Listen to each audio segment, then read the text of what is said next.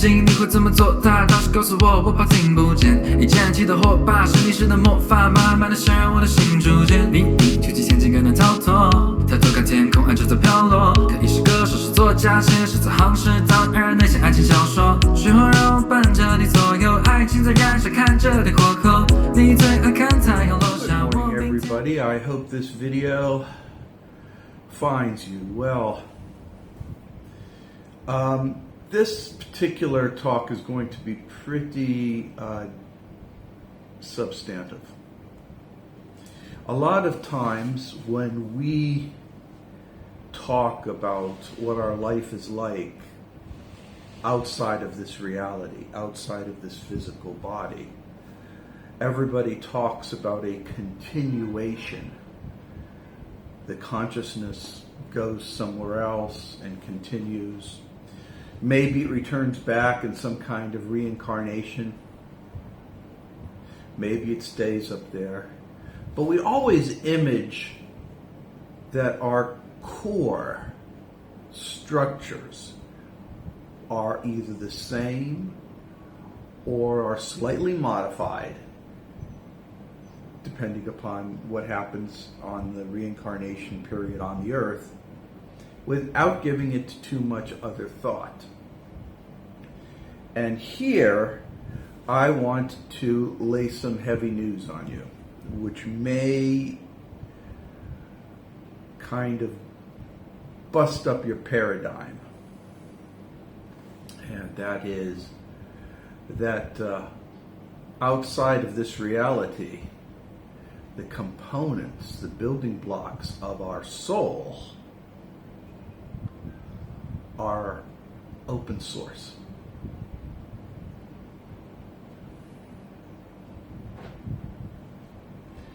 Consciousness is unique to us, and it's attached with our memories.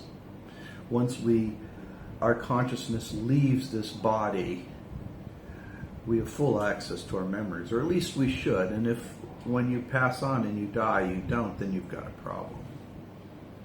But as far as the soul, and consciousness is part of the soul, but as far as the soul is concerned, this bigger section, this bigger part, the configurations of it vary depending upon what your consciousness needs. Think of it like a transformer, one of those robots that can transform into different things. Sometimes the robot will detach an arm and put a rocket launcher on it. Sometimes it'll detach its lower torso with legs and put on tank treads. The soul is like that. When it configures itself for a certain lifetime and it wants to enter a body, it has to alter its core quantum structure so that it matches with the body that it inhabits. And what this means is that it will have to take existing quanta, use it, or get new quanta to use, or use quanta from elsewhere. For instance, I've got a sizable portion of this guy named Mades Escaplion in me, and he was a kind of a funky guy, I guess. So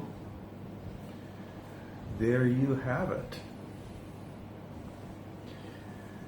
You may not want to hear that. You may want to think that everything stays the same, but it doesn't. Things change as we need to. Let me give you an example. Let's suppose that you die and you're ready to experience other things, but you tell everybody else and the powers that be, whatever the powers are, you talk to the man, you talk to your other associates, you say, you know what, I am tired of the earth situation. I want something a little bit more challenging. and you decide that you want to become a dragon on a planet of dragons in some other universe. This is possible. And let's suppose you want to do that, and the goal is for you to learn the concept of time, whatever it may be, or the concept of matter, whatever it may be, and you want to learn quickly. Now, you have experienced 200,000 lifetimes on this earth, and you are ready to start your very first lifeline as a dragon.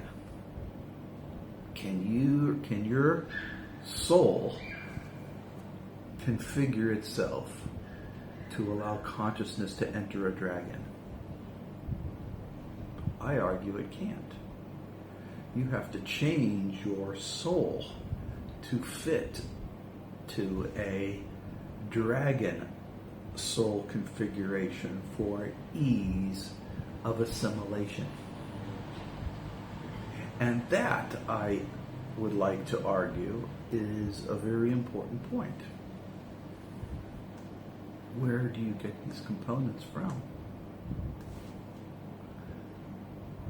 You have to configure your soul for regenerative insertion in a reincarnation.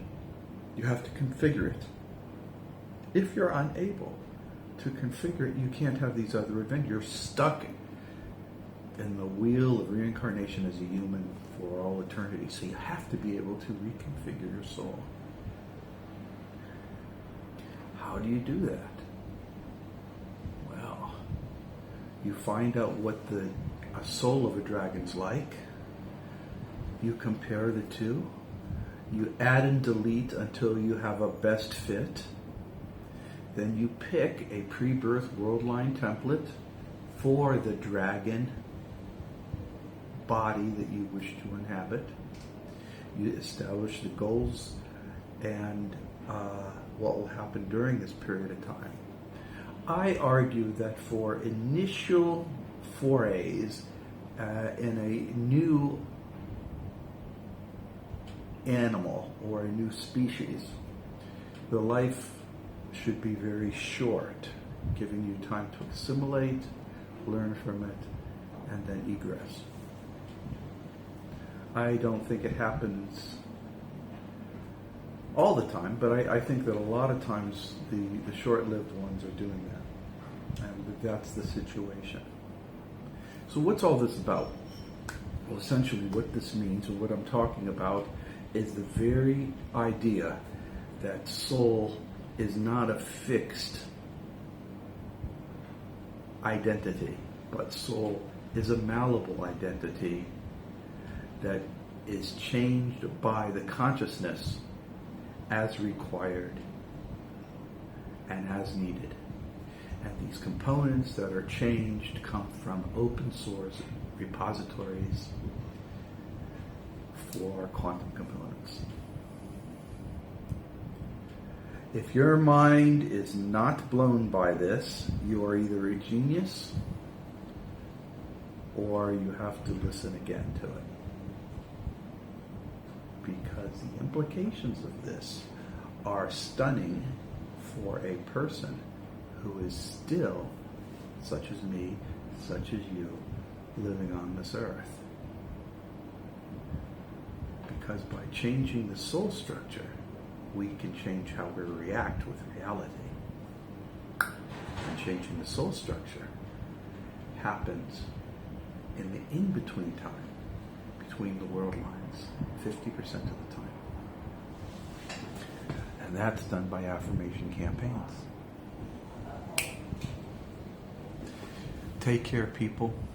Know I believe in you. And sorry this was so long. Bye-bye.